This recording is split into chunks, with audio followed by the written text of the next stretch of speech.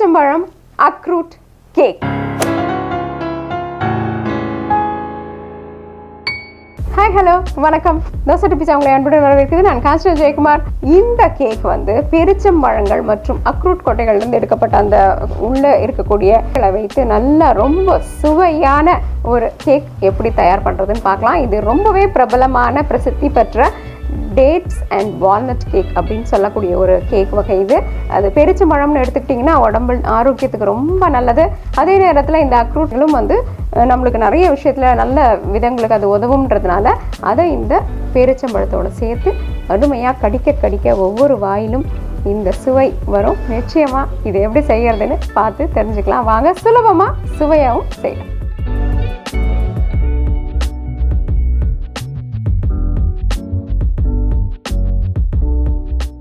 முதல்ல இந்த அக்ரூட் கொஞ்சம் ஒன்றும் பாதியமாக பிடிச்சதில் எடுத்து வச்சுக்கலாம். நம்ம பேரிச்சம்பழங்களையும் இதே போல் உடச்சி எடுத்து வச்சுக்கலாம். இல்லைன்னா சின்ன கத்தியில் வச்சு பொடியாக அரிஞ்சு எடுத்துக்கணும்.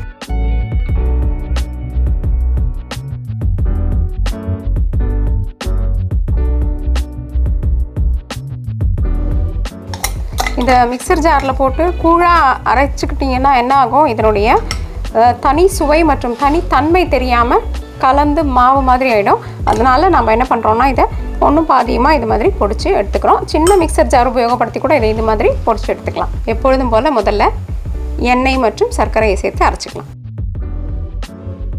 இதுக்கு நம்ம ப்ரௌன் சுகர் அப்படின்னு சொல்லக்கூடிய சுகரையும் சேர்த்துக்கலாம். அந்த சர்க்கரை சேர்த்துக்கிறதுனாலும் இதே அளவு. இப்போது வெண்ணெயை சேர்த்துக்கலாம்.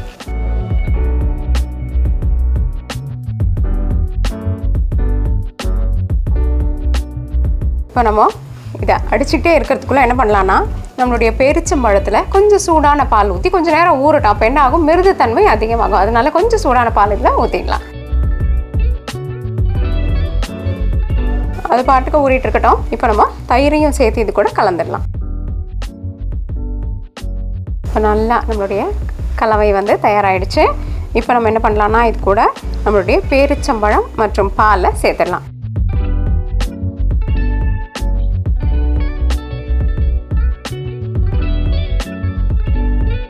இப்போ நம்ம உலர் பொருட்களை சலித்து இது கூட சேர்த்துக்க போகிறோம். மைதா மாவு, கோதுமை மாவு, அரை தேக்கரண்டி சோடா போடுறோம், ஒரு தேக்கரண்டி பேக்கிங் பவுடர். இப்போ என்ன பண்ணணும்னா, இதை நல்லா அடித்து கொடுக்காம மெதுவாக கலந்து கொடுக்கணும். எல்லாத்தையும் உள்ளே போடணும். நம்மளுடைய ஓடிஜி அவன்களை முன் சூடு செய்து வச்சுக்கலாம். 180 டிகிரி சென்டிகிரேட் அல்லது 350 டிகிரி ஃபாரன்ஹீட்டில் முன் சூடு செய்து வச்சுக்கணும். இப்போ நம்ம இந்த அக்ரூட் பொடிச்சு வச்சுருக்கோம் இல்லைங்களா, அதை சேர்த்துடலாம்.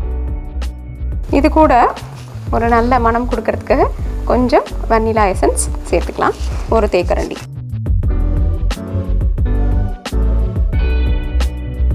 ஏற்கனவே நம்மளுடைய உள்ளே வைக்கக்கூடிய கேக் பாத்திரத்தை நல்லா வெண்ணெய் தடவி வச்சுருக்கோம். இப்போ இதில் கொஞ்சமாக மாவு தூணிங்கன்னா என்ன ஆகும், அது இலகி வருவதற்கு சுலபமாக இருக்கும். அப்புறமா நம்மளுடைய தயார் பண்ண கேக் மாவு இதில் ஊற்றி. இப்போ இதில் நம்ம முட்டைகளை சேர்க்கலை. ஏன்னா முட்டை சேர்க்க வேண்டிய அவசியம் இந்த கேக்குக்கு பொதுவாக இருக்காது. அதனால தான் நம்ம முட்டை சேர்க்காமல் இந்த கேக்கை நம்ம பண்ணுறோம். இதை வந்து அவன் இல்லை குக்கரில் பண்ணணும் அப்படின்னு நினைக்கிறவங்க, நாம் ஏற்கனவே வெளியிட்டிருக்கிற குக்கர் கேக் பண்ணும் முறையை இதே விஷயத்தை தயார் பண்ணி அந்த குக்கர் பாத்திரத்தில் வச்சும் இதை செய்து எடுத்துடலாம். இப்போ நம்மளுடைய அவனுக்குள்ளார இதை 45 நிமிடங்களுக்கு வச்சு எடுக்கலாம். இப்போ நம்மளோட கேக் தயாராகிடுச்சு. இப்போ இது வெந்துருச்சான்னு சோதித்து பார்க்குறதுக்கு இது போன்ற ஒரு மரக்குச்சி இதுக்குள்ளே நம்ம விட போகிறோம். நல்லா சுத்தமாக வெளியில் வந்திருக்கு, ஒட்டாமல். அப்போ நம்மளுடைய கேக் தயாராகிடுச்சுன்னு அர்த்தம். இது போன்ற ஒரு கத்தியை வச்சு பக்கவாடுகள்லேருந்து இந்த வெளியில் எடுத்துடலாம். அப்போ நம்மளுக்கு கேக் சுலபமாக வெளியில் வந்துடும்.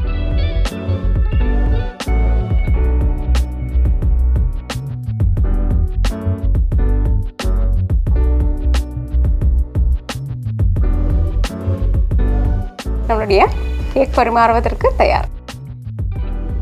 என்ன நண்பர்களே, இந்த சுவையான மிருதுவான பேரிச்சம்பழம் கேக் பார்த்தீங்களா? இதில் முட்டையும் போடாமல் ரொம்ப சுவையாக இருக்கும். நிச்சயமாக செய்து பார்த்து உங்கள் கருத்துக்களை எங்ககிட்ட பகிர்ந்துக்கோங்க. தோசை பீஸா என்றென்றும் உங்கள் நாவிற்கும் வயிற்றிற்கும் நல்லதொரு சுவை. இந்த வீடியோ உங்களுக்கு பிடிச்சிருந்தா லைக் ப்ரெஸ் பண்ணுங்கள். தோசை பீஸாக்கு மறக்காமல் சப்ஸ்கிரைப் பண்ணுங்கள். நன்றி, வணக்கம்.